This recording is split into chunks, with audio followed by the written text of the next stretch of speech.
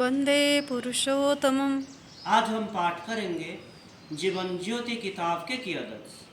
आज के शीर्षक है भक्त का निवेदन। श्री श्री ठाकुर के पास यदि कोई साधारण सामग्री जैसे बैगन, कत्तू, कच्चू, आलू, चावल, चिवड़ा आदि खाद्य या कोई अन्य वस्तु भी लाता था तो श्री श्री ठाकुर अधिकतर बहुत आनंद पूर्वक कहते थे कि बहुत जबरदस्त चीज लाए, जा बड़ी बहू श्री श्री बड़मा के पास देकर आ। श्री श्री ठाकुर का यह हाव भाव देखकर शिष्यगण प्रफुल्लित होकर श्री श्री बड़मा के पास सामग्री पहुंचा देते थे। पावन आश्रम बांग्लादेश की घटना है। एक बार कुष्टिया के एक गरीब माँ श्री श्री ठाकुर का दर्शन करने आई। उनकी आर्थिक अवस्था अच्छी नहीं थी। श्री श्री ठाकुर के लिए किस तरह की सामग्री खरीद कर ले जाने में असमर्थ थी, लेकिन श्री श्री ठाकुर के लिए कुछ ले जाने की हार्दिक इच्छा थी। किसी तरह कुछ धान खरीदकर उससे अपने हाथों से लगभग आधा किलो चिवड़ा तैयार करके एक पोटली में बांधकर श्री श्री ठाकुर के भोग के लिए अपने साथ लाई। लेकिन आश्रम में श्री श्री ठाकुर के समीप पहुंचकर असंख्य विशिष्ट लोगों की भीड़ में उन लोगों के द्वारा लाए गए मूल्यवान भोग सामग्री देखकर इतना अभिभूत हो गई कि वृद्ध माँ लाज के मारे सामान्य चिवड़ा को अपने आंचल में छिपाई रखी। अपनी अक्षमता के कारण वेदना के अश्रु पीकर रह गई। श्री श्री ठाकुर समागत भक्त मंडली के साथ बातचीत कर रहे थे।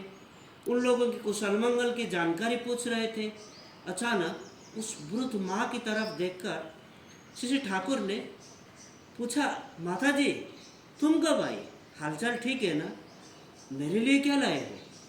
बच्चे जिस तरह से आग्रह पूर्वक अपनी माँ की तरफ लालायित नज़र से देखती है, ठीक उसी तरह श्री श्री ठाकुर उस वृद्ध माँ की तरफ देख रहे थे। वृद्धा उस जमाने की ग्रामीण महिला थी। उतना बड़ा जनसमागम कभी नहीं देखी थी। इस परिस्थिति में श्री श्री ठाकुर उसको जैसे अति साधारण मनुष्य से इतना अकपट, इतना अपनत्व भाव से बातचीत करेंगे, इसकी कल्पना भी नहीं की थी। इसीलिए अभिभूत होकर अपनी जो चिवड़ा की पोटली लाई उसको और जोर से जकड़कर किंग कर्तव्य विमूढ़ होकर खड़ी रही।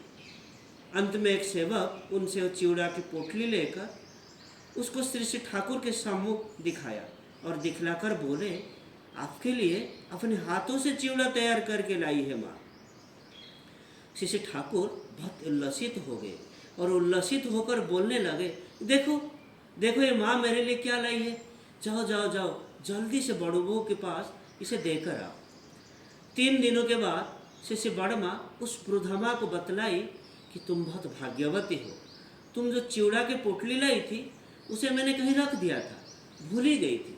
लेकिन आज श्री श्री ठाकुर तुम्हारे लाई हुई ये चिवड़ा पेट भर खाने की इच्छा व्यक्त की और वो दोबारा भी मांग कर खाए हैं। ये घटना जीवन ज्योति किताब से लिया गया है। आज के लिए इतना ही। वंदे पुरुषोत्तमम्। वंदे पुरुषोत्तमम्। जय।